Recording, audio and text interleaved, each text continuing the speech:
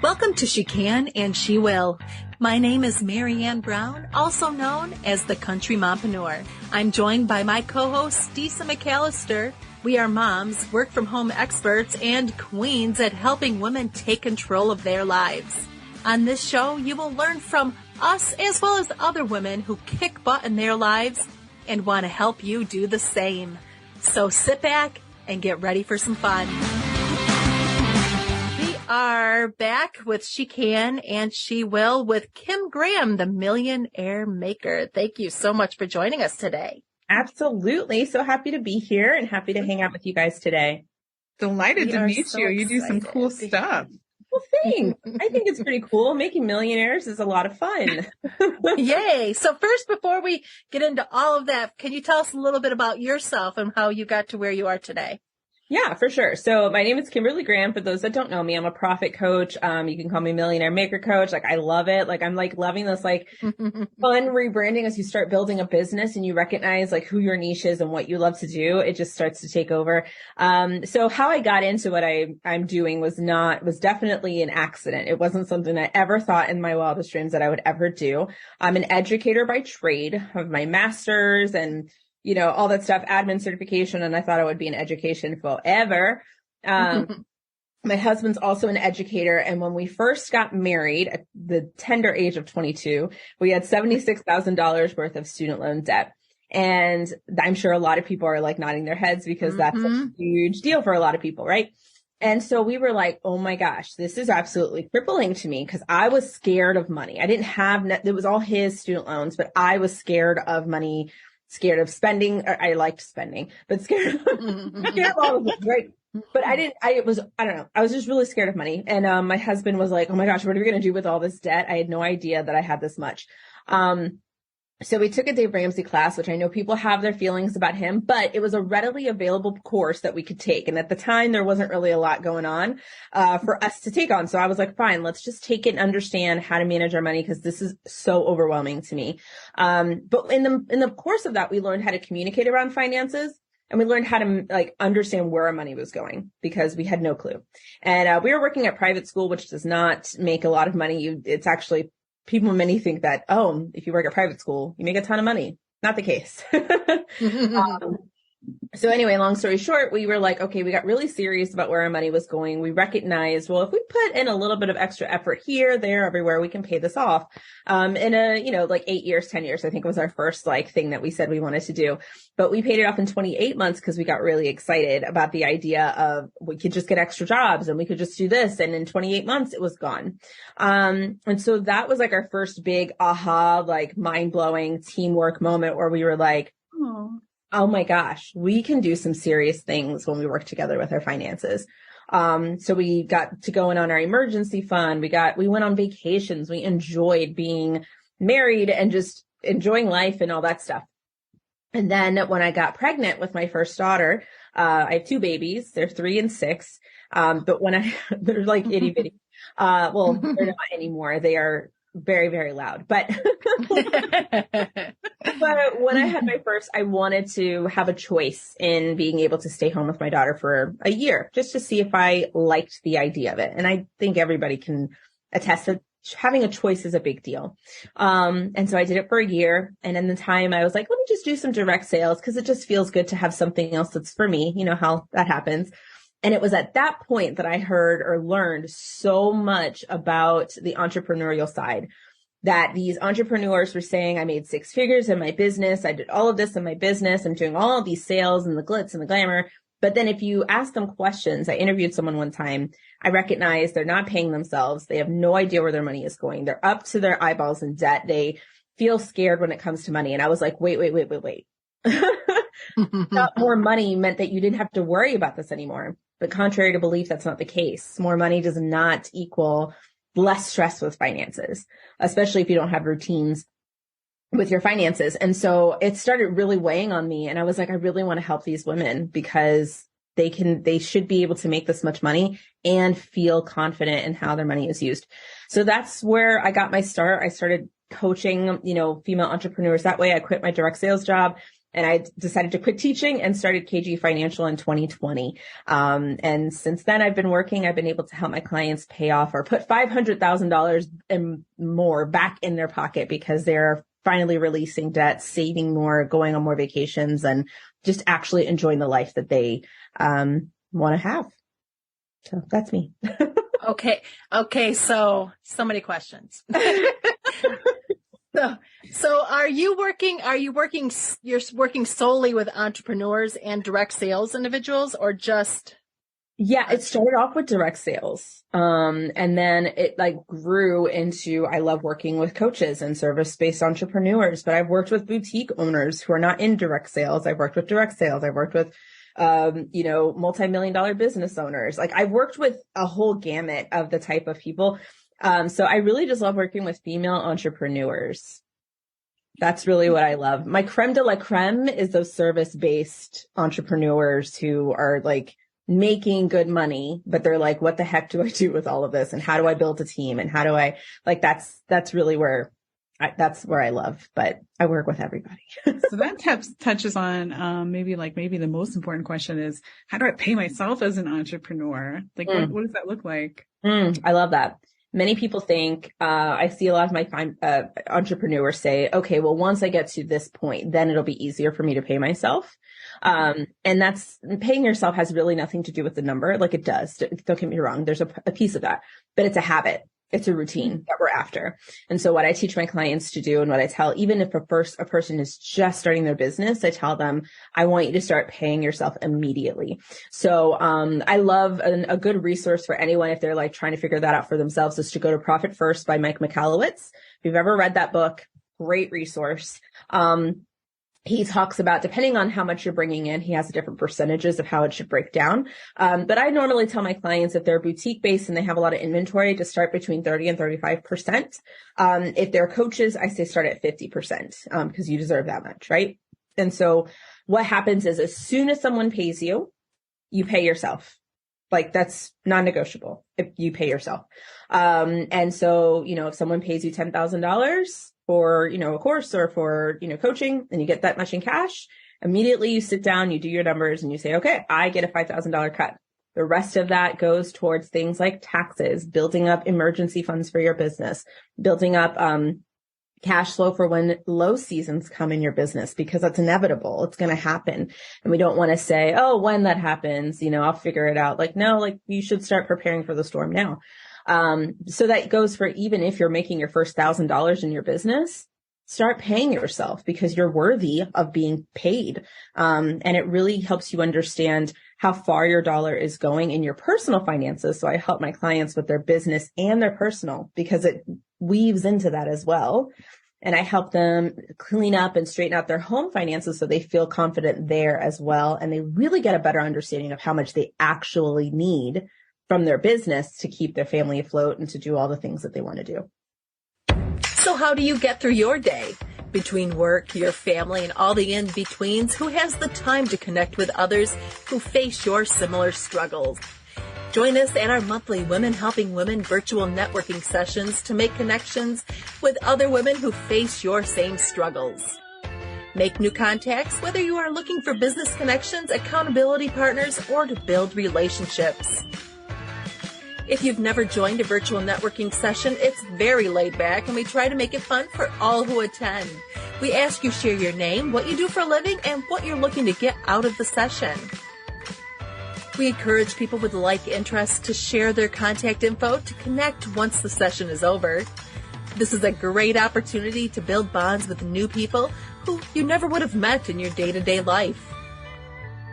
So whether you're looking to make professional connections or looking to find some new friends, sign up for our next session. Find more information at thecountrymompreneur.com. So do you work with people on figuring out how to create a sustainable income? Correct. Yes. So a lot of times what I do, especially the clients who already are are established. They know how to sell. That part is not hard. I am not the person to be like, how do you sell? I don't know. that is a different type of coach. But if you already know how to sell and you already have offers that you are doing really well with, I can help you understand, is this pricing going to actually help you? How many clients do you want to work with? If you're a high ticket coach and you're bringing on 5 clients, but you're barely able to keep your head afloat in your personal finances, well, then where is the kink in the system? How much do you actually need to keep your family, to make sure that you're getting your goals done for your family and for your business? An example that I have is from one of my direct sales clients, actually. She just recently got divorced, and she was like, oh my goodness, like I need his income. Like that is like, I'm not going to be able to do this. I have 2 kids and there's no way I can do this without his income. But when we did an analysis of her personal finances and what she absolutely needed and what she was bringing in her direct sales business, we recognized, oh no, you just needed to make, X amount of dollars here. And you don't need it. You just didn't recognize what you were using that money for before because you've never actually looked at your finances this way before. And when she looked at it that way, she was like, oh my gosh, I don't need him. I can actually let go. And there's a freedom in that. And yeah, that's really great. Do you help people when they're just getting started too? Or are you more about people that are already developed? Because I have someone that I know that is working in office and wants to work for herself, but she's afraid because she's afraid of all the fight. She doesn't know if she's gonna be able to afford it. So do you help people look at that and build what they would need to do? Oh yeah. Like that's a really great, what I would call it is a sweet spot, because you're already making money that's consistent. That's going to come in no matter what. But you have this business that you're trying to step into. And so for that client, what I would do in terms of like my steps, I guess, my process would be to make sure that the home finances are ready, because as soon as you decide to cut the cord with your 9 to 5, this business is going to be your lifeline. And so we got to make sure that whatever money you're bringing in can sustain what's happening in the household, right? Yeah. We can't know that unless we know exactly what the household is doing. So I would help them with the household first, make sure all of that is like clean cut. We know what's happening. We know what our high months would look like and how much we would put towards savings and all that stuff. We know like the things that we absolutely need to have intact. So for example, like an emergency fund that's specifically for low months in your business. If that was the case, then what would happen here is that, okay, you have enough that you can take 3 months of your salary. It's like your paychecks are already here. So if you wanted to give it a chance and you wanted to go down to part-time for a little bit, or if you wanted to quit that job, or if you wanted to, whatever you wanted to do, so you could give your business a shot and start using the process of paying yourself and all that stuff, you have more freedom to flap your wings and really go all out. Because you're not worried about, oh no, do I have enough money to take care of all of my household things? We've already taken care of that. You're taken care of. So go out, do your thing, and enjoy the business that you're building. Many times that gives them a good head start so that they're like, okay, I got this, So that's how I help clients build their businesses without getting a business loan, because that's not always necessary for some people. No, it can actually add a whole lot more stress if you try to go that way. But I just think what you're doing is so, my kids went to Montessori, and they're called life skills, right? Like all these little things that you do are building up your ability to adult well, right? When I graduated in Texas, I had already taken all the math classes by the time I was in 12th grade. And so they had this extracurricular one. It was called taxes. So every day we just got a scenario and filled out tax forms all day, every day for this whole 12th grade. But I hire somebody to help me do that, right? But there's nobody that I know of that you could hire to just be like, what should I be spending on groceries? Like that's so essential to everyone. I just think that that's fascinating that you found that niche and you're like, hey, guess what? There's help here. Yeah. And what's funny is that when I thought about doing this, I was just literally talking to my husband about this. That I was like, no one's going to want that though. Like who would want to hire someone to do that? Would someone pay money for someone to help them understand how to manage their money? Because they could outsource that. But the difference there is that I've learned over the past 3 years of doing this is that you can outsource that, sure, but you yourself don't have the routine, don't have the habits, don't have the mindset. So then if you don't have those things, then no matter how much money you're bringing in, you're constantly going to feel overwhelmed. You're constantly going to feel like, do I have enough? I don't know if I have enough. And you're constantly going to be relying on other people to answer that question. Yeah. When if we learned that life skill, you're absolutely right, then we would already have that confidence within ourselves that, yeah, I know I'm fine. So I don't have to reach for these goals of, I have to be that multi-six figure. I have to have this vanity metric. I go on my own beat of my drum, and I know that I am going to reach my goals no matter what. And that is, again, so freeing that every entrepreneur needs to have this, because it's hard out there. For sure. So you've talked about the habit to build that up, like even on any income. So if you were a lower income, like how could you build wealth? Yeah. Basically anything. Like, yeah, kind of the. Yeah. That is such a good thing. Great question, because you can build wealth. And this is something, again, that's not taught, right? Our schools are not teaching, our parents even, they might not know because they're learning it themselves, like that are not teaching this to their kids. You can build wealth at any income. And so what you first have to do is know your numbers, like know exactly what you need to do in your personal finances, right? What's happening there in your business. And then you can actually invest with as little as $50. Like you don't have to have like thousands and thousands of dollars. A good case in point is I had a client that worked with me, and she was so overwhelmed by her finances. And by the time I was helping her out with her analysis of what she wanted and all that stuff. And I was like, okay, well, good for you. You saved like $1,300. So I want you to take $1,300 and put it in your emergency fund, because we were building that up or something. And she goes, well, it's really hard to do that because I have like $4,000 in my checking account. And I was like, why do you have $3,000 or $4,000 in your checking account? And she's like, well, it's just always there. And I just, if it's not there, if I don't have like 4 or 5 figures in there, I feel, and I'm like, oh my God, I'm thinking this. And I'm like, okay. So tell me, I was like, you know what? Let's go back. So you have like $4,000 in your checking account. What else do you have? What's in your savings account? She's like, well, I have this one that has like $16,000, but I don't touch that one. I'm so scared of touching that one. Long story short, she had $99,000 dispersed along different accounts. She was hoarding money. And she was afraid to invest. Oh, I feel that so much. Yeah. Right? She was like, no, what if the world falls down right now? And I'm like, honey, your money is losing money. You don't need this much cash sitting in your bank. You're going to lose money over time. And she thought the only way to start investing is if you had a huge lump sum of money. And that's when you can start investing, which is total misconception. So you can actually start investing now with less than like $20, $10, $50, however you do it, you can do it on automation. And if you do it on automation and make it like a bill and just say, I'm investing in myself. And over time, as you start building more cash flow, as you start getting more confident in your finances, as you start getting more confident in building more sales and whatever and revenue, you can actually build that number up and get to that millionaire milestone way faster than you thought you could. And also, as you are starting to learn these ways of how to manage your money, you start feeling more confident and giving more, but also more confident in your savings, in your spending, and you can actually retire. And when I say retire, I mean like work optional. That's what I think a lot of people want to say. I don't want to have to work if I don't have to.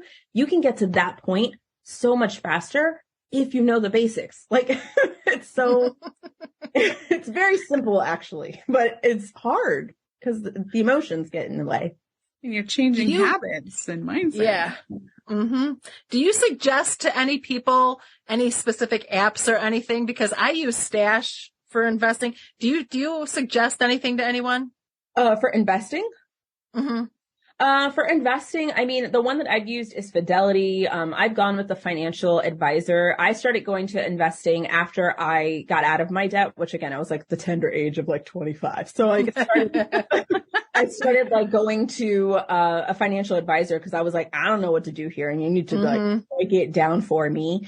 And so it's just on automation at this point. But for someone just starting out, Fidelity is a really great, it's an app as well, but it's a really great brokerage to just start with and say, I just want to get a Roth and start there. But then don't stop, like keep asking questions. There's so many, there's so many Instagram people out there who are talking about investments. I don't really dive deep into the investment retirement type of thing.